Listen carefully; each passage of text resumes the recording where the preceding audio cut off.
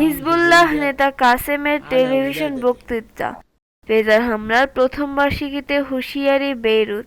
লেবাননের শিয়া সংগঠন হিজবুল্লাহর উপনেতা শেখ নাঈম কাসেম রেজার হামলার প্রথম বার্ষিকী উপলক্ষে সম্প্রচারিত এক টেলিভিশন ভাষণে বলেছেন, তিনি বিশ্বাস করেন যে ইসরায়েলের পতন নিশ্চিত।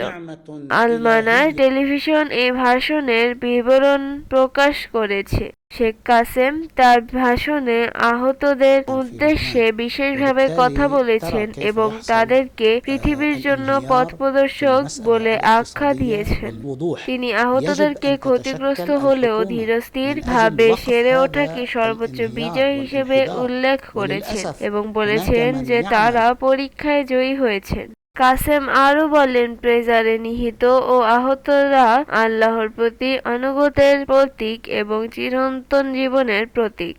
তিনি দাবি করেছেন যে শত্রু আহতদের দুর্বল করে যুদ্ধক্ষেত্র থেকে সরিয়ে দিতে চেয়েছিল, কিন্তু উল্টোভাবে তারা আরও শক্তিশালী হয়ে উঠেছেন।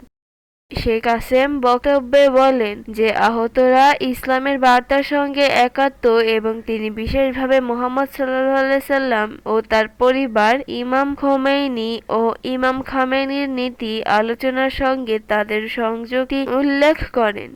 তিনি আহতদেরকে প্রতিরোধের জীবন্ত প্রতীক হিসেবে বর্ণনা করেছেন এবং বলেছেন যে তাদের সহায়তা বিশ্বের বিভিন্ন বিশ্লেষক ও সমর্থকদের মধ্যে অনুপ্রেরণা জাগিয়েছে।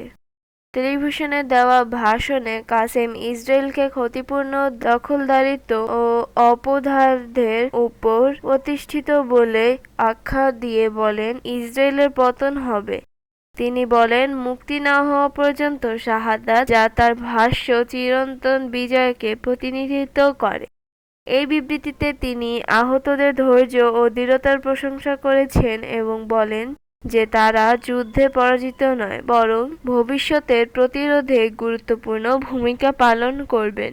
হিজবুল্লাহর কেন্দ্রীয় প্রচার মাধ্যম আল-মানার এই সংক্রান্ত বিবরণ সম্প্রচার করেছে।